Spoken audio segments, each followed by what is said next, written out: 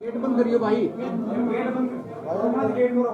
प्रदेश में चुनाव का बिगुल बचा हुआ, किस तरह की भाजपा की तैयारी प्रदेश में?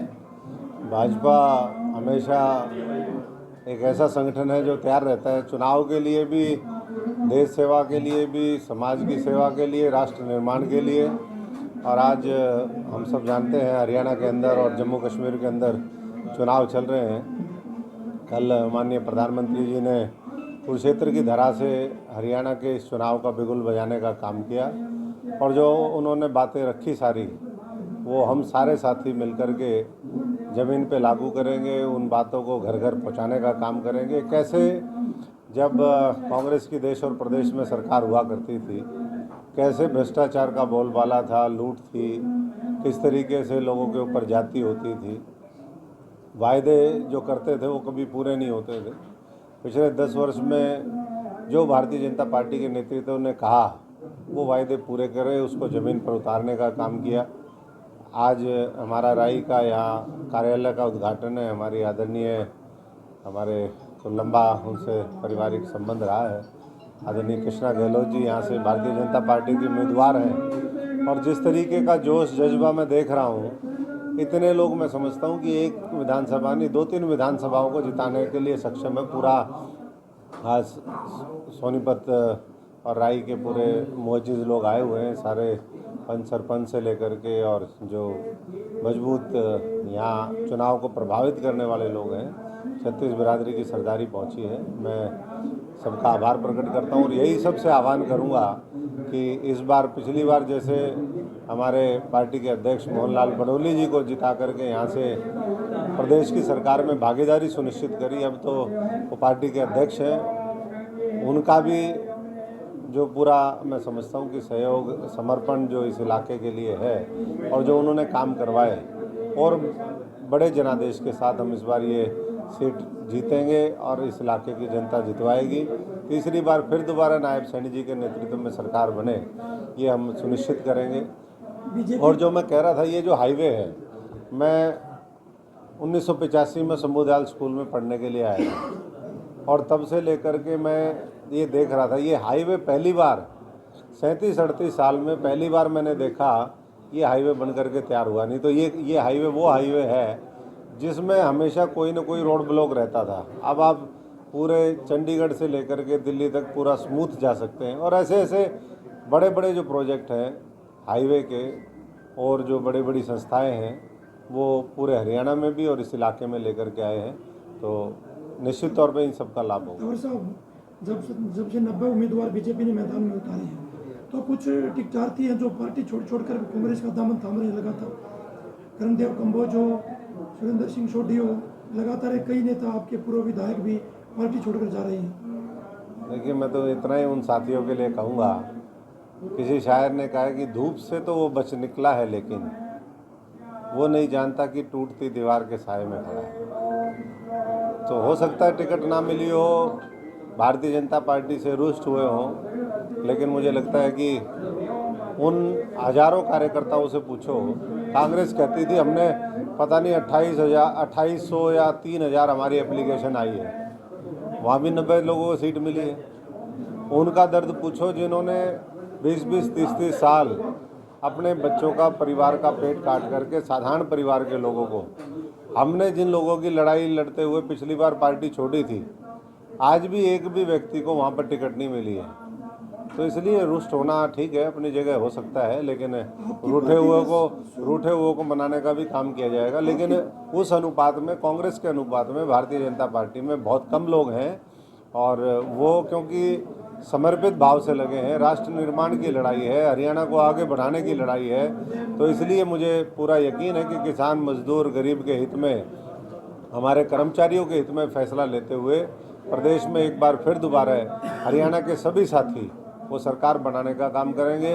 और जिन साथियों को लगता है कि कांग्रेस ने उनके साथ दगा किया है, छल किया है, आप तो अभी से देख ही रहे हो वहाँ भाषा किस तरह की बोली जा रही, मुझे बताने।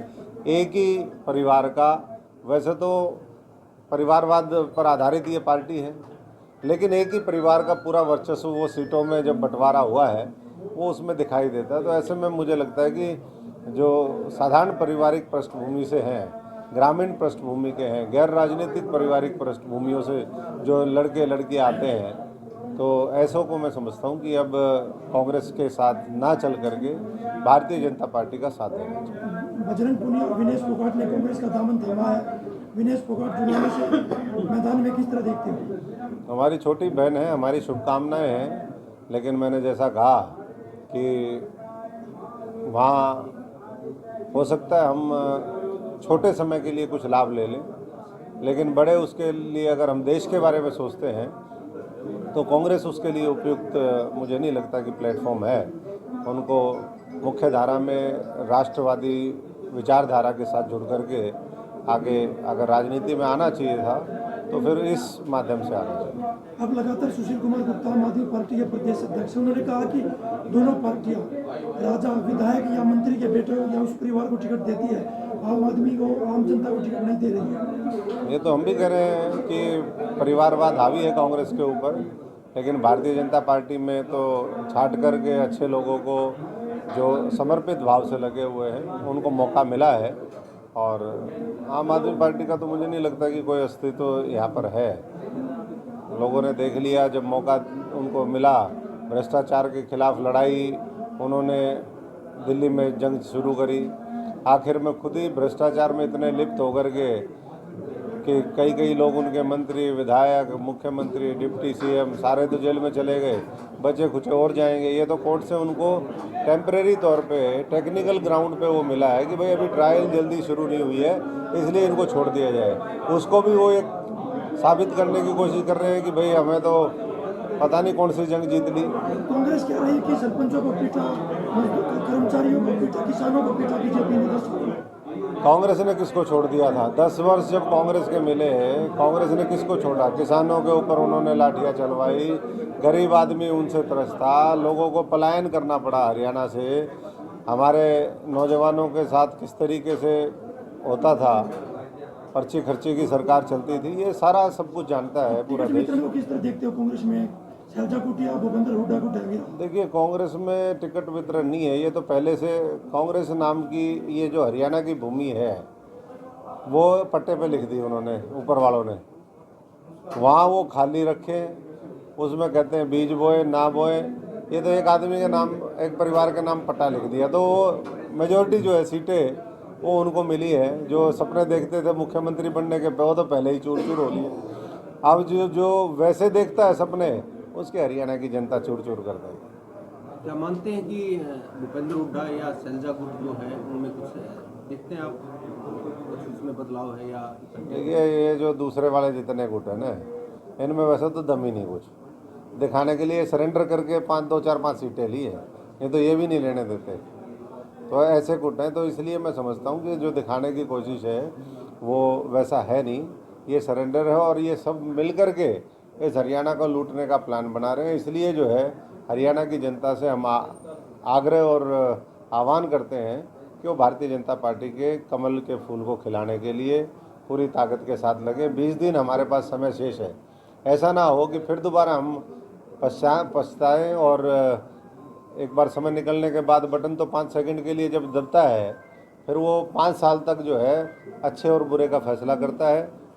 इसलिए जो लोकसभा के अंदर गुमराह करके, अफवाह फैला करके, षड्यंत्र रच के, विदेशी देशों ताकतों के साथ साठ गांठ करके, पैसा लेकर के जो दुष्प्रचार कांग्रेस पार्टी और इंडिया अलायंस ने किया, अब समय है कि हम उसका डट करके विरोध करें और भाजपा